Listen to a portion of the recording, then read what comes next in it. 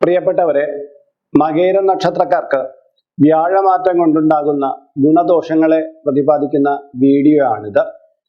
2025 May മാസം 10-ാം തീയതി, അതായത് കൊല്ലവർഷം 1200 മേടമാസം 31-ാം തീയതി ബുധനാഴ്ച രാത്രി 10:08 ഇടവൻ രാശിയിൽ നിന്ന് മിഥുനൻ രാശിയിലേക്ക് വ്യാഴത്തിന്റെ സംക്രമം ഉണ്ടാകുന്നു.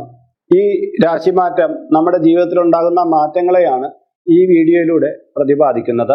ഇതിൽ നിങ്ങൾക്കുണ്ടാകുന്ന ഗുണങ്ങളും ദോഷങ്ങളും, ഒപ്പം തന്നെ ഈ ദോഷങ്ങൾ ഉണ്ടായാൽ അതിന് എന്ത് പരിഹാരം ചെയ്യണം എന്നുള്ള കാര്യവും നിർദ്ദേശിക്കുന്നുണ്ട്.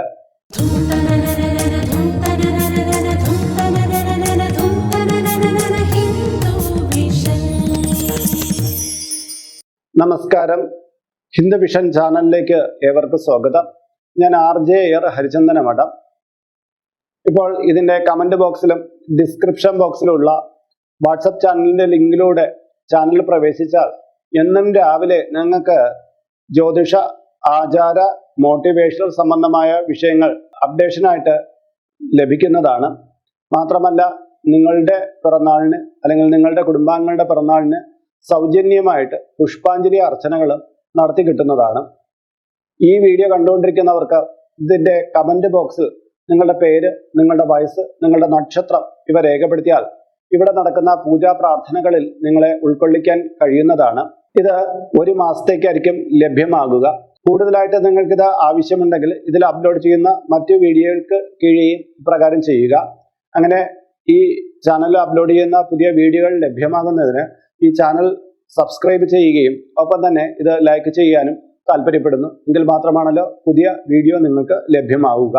അപ്പോൾ വ്യാഴത്തിന്റെ മാറ്റത്തെക്കുറിച്ച് ലഘുവായിട്ടൊന്ന് പറയാം. വ്യാഴം മെയ് 14 മിഥുനൻ രാശിയിൽ 158 ദിവസക്കാലം സഞ്ചരിക്കുന്നു. അതിനുശേഷം ഒക്ടോബർ 18-ാം തീയതി വ്യാഴം കർക്കടകൻ രാശിയിൽ പ്രവേശിക്കും. അതിനെ തുടർന്ന് 25 ദിവസം സഞ്ചരിച്ചതിനു ശേഷം നവംബർ 11 വ്യാഴം വക്രഗതിയിൽ 49 ദിവസം അവിടെ സഞ്ചരിക്കുന്നു. അതിനെ തുടർന്ന് വക്രഗതിയിൽ തന്നെ വ്യാഴം മിഥുനൻ രാശിയിൽ പ്രവേശിക്കുന്നു. തുടർന്ന് ഡിസംബർ 5-ാം തീയതി വരെ വ്യാഴം വക്രഗതിയിൽ സഞ്ചരിക്കുന്നു. അതിനുശേഷം 97 ദിവസക്കാലം, അതായത് മാർച്ച് മാസം 11 വരെ വ്യാഴം നേർരേഖയിൽ സഞ്ചരിക്കാൻ തുടങ്ങും. തുടർന്ന് 84 ദിവസം കൂടി സഞ്ചരിച്ച ശേഷം വ്യാഴം 2026 വർഷം ജൂൺ മാസം 2-ാം തീയതി കർക്കിടക രാശിയിൽ പ്രവേശിക്കും. അപ്പോൾ ഈ മാറ്റം ഈ നക്ഷത്രത്തിൽ എങ്ങനെ പ്രതിഫലിക്കുന്നു എന്നുള്ളത് നമുക്ക് പരിശോധിക്കാം. മകയിര നക്ഷത്രത്തിന്റെ ആദ്യ പകുതി ഇടവക്കൂറിലും 2-ാം പകുതി മിഥുനക്കൂറിലും വരുന്നുണ്ട്. ഈ 2 കൂറിലും പെട്ടവർക്ക് ഗുണദോഷ സമ്മിശ്രമായിട്ടുള്ള കാലയളവാണ്. കൊടുക്കൽ വാങ്ങലുകളിൽ അപ്രതീക്ഷിതമായിട്ടുള്ള ധനച്ചോർച്ച ഉണ്ടായി വരാം എന്നുള്ളത് കൊണ്ട് അത് ശ്രദ്ധിക്കേണ്ടതാണ്. സ്വർണ്ണാഭരണം, വസ്തു ഇവയൊക്കെ വാങ്ങാനുള്ള സാധ്യതയുണ്ട്. പുതിയ വീട് വയ്ക്കാൻ ആഗ്രഹിക്കുന്നവർക്ക് അതിനുള്ള യോഗം തെളിഞ്ഞു വരുന്നതാണ്. എന്നാൽ വീട് പണി പകുതിയിൽ മുടങ്ങിക്കിടക്കുന്നവർക്ക് അടുത്ത ഡിസംബർ വരെ കാലയളവ് നല്ലതല്ല. അതിനുശേഷമാണ് പുരോഗതി കാണുന്നത്. വായ്പകൾ എടുത്തിട്ടുള്ളവർക്ക് അത് തിരിച്ചടക്കാൻ കുറച്ചുകൂടി പ്രയാസം നേരിടുന്ന കാലഘട്ടമാണ്. അതുകൊണ്ട് തന്നെ അനാവശ്യമായിട്ടുള്ള വായ്പകൾ എടുക്കാതിരിക്കാൻ ശ്രദ്ധിക്കേണ്ടതാണ്. എന്നാൽ ചിട്ടിയിലൂടെ ധനലാഭം കൈവരിക്കാവുന്നതാണ്. വിദ്യാർത്ഥികൾക്ക് പഠനപരമായിട്ടുള്ള പുരോഗതി ലഭ്യമാകുന്നതാണ്. ഉപരിപഠന സാധ്യതകളും തുറന്നു കിട്ടുന്നതാണ്. തൊഴിൽ ആഗ്രഹിക്കുന്നവർക്ക് അത്തരം പരീക്ഷകളിലൂടെ നേട്ടം കൈവരിക്കാൻ കഴിയുന്നതാണ്. വിദേശത്ത് യാത്ര ചെയ്യാൻ ആഗ്രഹിക്കുന്നവർക്ക് അതിനുള്ള സാധ്യതകൾ തെളിഞ്ഞു കിട്ടുന്നതാണ്. എന്നാൽ ഉപരിപഠനത്തിനായിട്ട് വിദേശത്തേക്ക് പോകാൻ ആഗ്രഹിക്കുന്നവർ കുറച്ചുകൂടി ശ്രദ്ധ വയ്ക്കേണ്ടതാണ്. കേസ് വഴക്കുകളിൽ ചെന്നപ്പെടാനുള്ള സാധ്യത മുന്നിലുള്ളത് കൊണ്ട് തന്നെ തർക്കങ്ങളിൽ നിന്ന് ഒഴിഞ്ഞു നിൽക്കേണ്ടതാണ്. വയറുമായി ബന്ധപ്പെട്ട ചില രോഗങ്ങൾക്ക് കാരണമുണ്ട്. അതുകൊണ്ട് തന്നെ പുറം ഭക്ഷണങ്ങൾ പരമാവധി ഒഴിവാക്കേണ്ടതാണ്. ദീർഘകാലമായി അലട്ടിയിരുന്ന രോഗങ്ങൾക്ക് ചില പുതിയ ചികിത്സാ പദ്ധതിയിലൂടെ കുറച്ച് ശമനം കൈവരിക്കാൻ കഴിയുന്നതാണ്. പുതിയ വാഹനം മേടിക്കുന്നതാണ്. ചില വ്യക്തികളുമായിട്ടുള്ള പരിചയം കടബാധ്യതകൾ കുറച്ചു കൊണ്ടുവരുന്നതിനുള്ള മാർഗനിർദ്ദേശങ്ങൾ നൽകുന്നതിന് സഹായകരമാകുന്നതാണ്. വളരെ ദൂരത്തുള്ള ക്ഷേത്രങ്ങളോ പുണ്യസങ്കേതങ്ങളോ സന്ദർശിക്കുവാനുള്ള യോഗമുണ്ട്. യാത്രകൾക്കിടയിൽ ധനമോ അല്ലെങ്കിൽ വിലപ്പെട്ട ചില വസ്തുക്കളോ നഷ്ടപ്പെട്ടു പോകാം എന്നുള്ളത് കൊണ്ട് തന്നെ വളരെ ഭദ്രമായിട്ട് വിലപിടിപ്പുള്ള വസ്തുക്കൾ സൂക്ഷിക്കുക. കടൽ, പുഴ മുതലായ സ്ഥലങ്ങളിൽ കുളിക്കുമ്പോഴോ അതിന്റെ പരിസരങ്ങളിലൂടെ സഞ്ചരിക്കുമ്പോഴോ കൂടുതൽ ജാഗ്രത വേണം. ചെറിയ അപകടങ്ങൾക്ക് സാധ്യതയുണ്ട്. ഉന്നത വിദ്യാഭ്യാസത്തിനായിട്ടുള്ള പരീക്ഷ എഴുതി നിൽക്കുന്നവർക്ക് ശോഭനമായിട്ടുള്ള റിസൾട്ട് പ്രതീക്ഷിക്കാവുന്നതാണ്.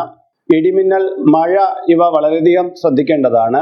ഇരുചക്ര വാഹനങ്ങൾ ഉപയോഗിക്കുന്നവർ അതിന്റെ മുൻഭാഗത്തെ പ്രശ്നങ്ങൾ പരിഹരിച്ച് വേണം ഓടിക്കുവാൻ. കാര്യം വാഹനത്തിന്റെ മുൻഭാഗത്തുണ്ടാകുന്ന ചില പ്രശ്നങ്ങൾ വാഹനത്തിനെ മറിഞ്ഞു വീഴാനോ മറ്റൊക്കെയുള്ള സാധ്യതകൾ ഉണ്ടാക്കും. അത് നമുക്ക് കാൽമുട്ടുമായി ബന്ധപ്പെട്ട ദോഷങ്ങൾക്ക് കാരണമാകും എന്ന് കാണുന്നുണ്ട്. സിനിമ, സാഹിത്യം, സീരിയൽ തുടങ്ങിയ മേഖലയിൽ ശ്രദ്ധേയരാകാൻ ആഗ്രഹിക്കുന്നവർക്ക് അതിനുള്ള ഓപ്പർച്യൂണിറ്റികൾ തുറന്നു കിട്ടുന്നതാണ്. സൗഹൃദങ്ങൾ മോശപ്പെട്ട വഴിയിലേക്ക് പോകാതിരിക്കാൻ എപ്പോഴും ജാഗ്രത വെക്കേണ്ടതാണ്.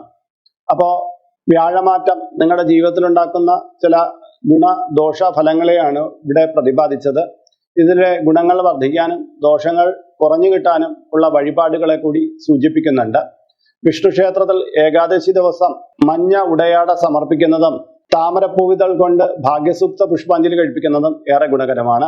ഏകാദശി ദിവസം കൃഷ്ണന്റെ അമ്പലത്തിൽ തുളസിമാല, നെയ്വിളക്ക് ഇവ സമർപ്പിക്കുന്നതും മഹാലക്ഷ്മി യന്ത്രം യഥാവിധി തയ്യാറാക്കി കഴുത്തിൽ ധരിക്കുന്നതും ശിവന് ഞായറാഴ്ച ദിവസം ധാര കഴിപ്പിക്കുന്നതും വ്യാഴാഴ്ച ദിവസം അരയാൽ പ്രദക്ഷിണം നടത്തുന്നതും ഓം നമോ നാരായണായ മന്ത്രം നിത്യം 18 വീതം ജപിക്കുന്നതും ഗുണകരമാണ്. അപ്പോൾ ഇന്നത്തെ വീഡിയോ ഇവിടെ പൂർണ്ണമാകുകയാണ്. ഇതിൽ കാണുന്നത് എൻ്റെ വാട്സപ്പ് നമ്പറാണ്.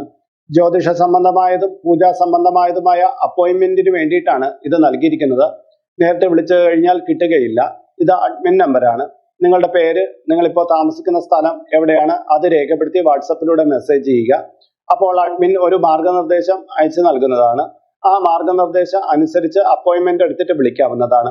അപ്പോൾ മറ്റൊരു വീഡിയോയിൽ മറ്റൊരു വിശേഷവുമായി വീണ്ടും കണ്ടുമുട്ടും വരെ എല്ലാവർക്കും നമസ്കാരം. നിങ്ങളുടെ സ്വന്തം RJ ഹരിചന്ദന മഠം. നമസ്തേ.